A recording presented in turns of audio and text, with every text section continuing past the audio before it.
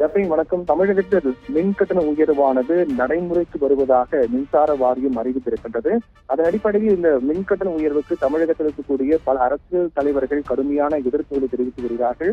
அதில் ஒரு பகுதியாக சட்டமன்ற எதிர்க்கட்சி தலைவரும் அதிமுகவினுடைய பொதுச் செயலருமான எடப்பாடி பழனிசாமி இந்த மின் கட்டண உயர்வை கண்டித்து அறிக்கை வெளியிட்டிருக்கிறார். அந்த அறிக்கையில் தமிழக மக்களை அனைத்து வகையிலும் வாட்டி வதைப்பதற்கென்றே ஒரு ஆட்சி தமிழகத்தில் கடந்த 3 ஆண்டுகளாக மக்கள் விரோத ஆட்சியாக நடந்து வருகிறது என்றும், வரி குதிரை மேல் உள்ள வரிகளை கூட எண்ண முடியாத அளவுக்கு வரிகளையும் கட்டண உயர்வுகளையும் மக்களின் மீது சுமத்தி சர்வாதிகார ஆட்சி நடத்தி வரக்கூடிய திமுக ஆட்சியாளர்களால் தமிழக மக்கள் வேதனை துடிப்பதாக எடப்பாடி பழனிசாமி குறிப்பிட்டிருக்கிறார்.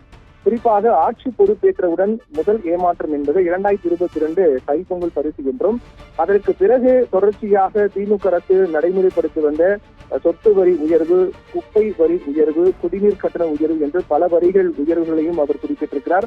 அதே போன்று பால் பொருட்களின் விலை உயர்வு என்றும் 2022ஆம் ஆண்டு செப்டம்பர் முதல் மின் கட்டண உயர்வு, தொடர்ந்து 2023ஆம் ஆண்டு செப்டம்பரில் 2ஆம் முறையாக மின் கட்டண உயர்வு.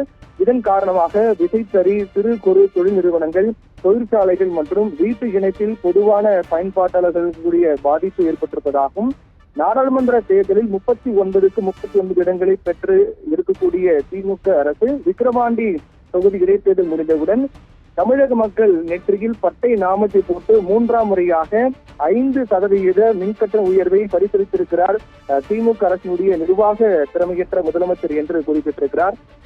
அதே போன்று விண்ணை முட்டும் விலைவாசி உயர்வாலும் 2024 ஏப்ரல் மாதம் முதல் நியாய விலை கடைகளில் சமையல் எண்ணெய், பருப்பு போன்றவைகள் வழங்காமலும் மக்கள் துன்பத்திற்குள்ளாக்கிய இந்த அரசு 3ஆம் முறையாக மின்கட்டண உயர்வு என்ற ஒரு பேரிடியை தமிழக மக்கள் தலையில் இறக்கி இருப்பது கடும் கண்டனத்துக்குரியது என்று எடப்பாடி பழனிசாமி தெரிவித்திருக்கிறார்.